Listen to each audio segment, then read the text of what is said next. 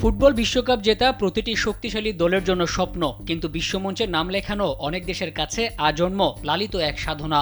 2026 বিশ্বকাপে এবার এমন 4টি দেশ নাম লিখিয়েছে যাদের বিশ্বকাপে খেলা তো দূরের কথা, বিশ্বকাপে আসাও একটা চ্যালেঞ্জ ছিল। আজকে জানবো সেই 4 দেশ কুরাসাও, হাইতি, কেপ ভার্দে ও ডিআর কঙ্গোর অবিশ্বাস্য সেই রূপকথার গল্প।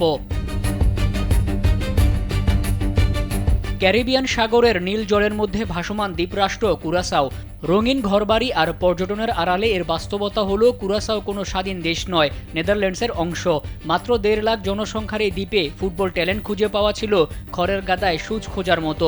কুরাসাও ফুটবলটা অনেকটা ধার করা স্বপ্ন, নিজেদের মাটিতে বীজ কম কিন্তু বাইরে থেকে ফুল এনে সাজানো। ডাচ কোচ ফ্রেড রুডেনের অধীনে কনকাকাফ অঞ্চলে চমক দেখিয়ে সবচেয়ে কম জনসংখ্যার দেশ হিসেবে ইতিহাস গড়ে আজ তারা বিশ্বকাপে। এরপর আসা যাক হাইতির গল্পে। 1804 সালে হাইতি ছিল ফ্রান্সের উপনিবেশ। দাসরা বিদ্রোহ করে যুদ্ধ করে এবং অবশেষে স্বাধীনতা অর্জন করে পৃথিবীর প্রথম কৃষ্ণাঙ্গ প্রজাতন্ত্র হিসেবে নিজেদের প্রতিষ্ঠিত করে। ক্যারিবীয় দ্বীপপুঞ্জের অভিশপ্ত ভূখণ্ড বলা হয় হাইতিকে। ঋণের বোঝা, ভয়াবহ ভূমিকম্প, ঘূর্ণিঝড়, রাজনৈতিক গ্যাং কালচারে দেশটির অবকাঠামো আজ ধ্বংসের পথে। দেশটির অর্ধেকের বেশি মানুষ অশিক্ষিত। যেখানে কলম ধরার আগে তরুণরা হাতে তুলে নেয় AK-47, সেখানে ফুটবল যেন এক বিলাসিতা। কিন্তু 52 বছরের দীর্ঘ অপেক্ষা আর সব বাধা মারিয়ে হাইতি আজ বিশ্বকাপে। নিকারাগুয়াকে হারিয়ে তারা প্রমাণ করেছে অভিশপ্ত ভূখণ্ড থেকেও সাফল্যের সূর্য ওঠা সম্ভব।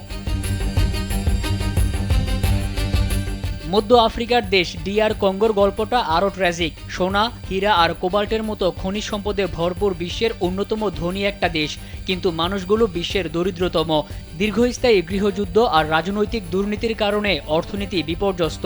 শিশুদের বড় একটা অংশ স্কুলে যাওয়ার বদলে খনিতে কাজ করতে বাধ্য হয়।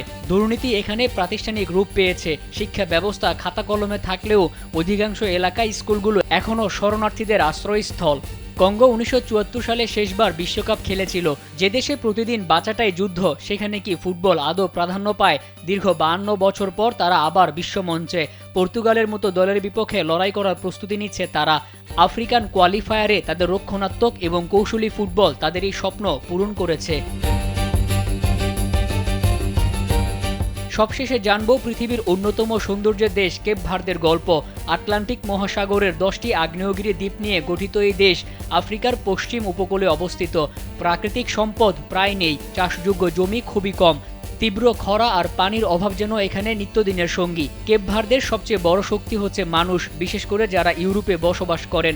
প্রবাসীদের রেমিটেন্স দেশের অর্থনীতিকে চালিয়ে রেখেছে এবং তাদের পর্যটন কেন্দ্রগুলো তাদের ইনকামের একটা বড় সোর্স। কেপ ভার্দের অনেক ফুটবলার ইউরোপে বড় হয়েছে, সেখানেই ট্রেনিং পেয়েছে এবং তারপরে জাতীয় দলের হয়ে খেলছে। ক্যামেরুন আর অ্যাঙ্গোলার মতো জায়ান্টদের টপকে প্রথমবারের মতো বিশ্বকাপে জায়গা করে নিয়েছে ব্লু শার্কসরা। কেপ ভার্দে শিখিয়েছে দেশ ছোট হলেও মন মানসিকতা বড় হলে আকাশ ছোঁয়া সম্ভব। ফুটবল কেবল একটি খেলা নয়, এই 4টি দেশের কাছে এটি অস্তিত্ব রক্ষার লড়াই। কুরাসাও, হাইতি, কঙ্গো কিংবা কেপ ভার্দে এরা শুধু বিশ্বকাপে খেলতে যাচ্ছে না, এরা যাচ্ছে নিজেদের ধ্বংসস্তূপ থেকে ফিনিক্স পাখির মতো জেগে ওঠার গল্প বিশ্বকে শোনাতে। মোহাম্মদ মাসুম, কালবেলা।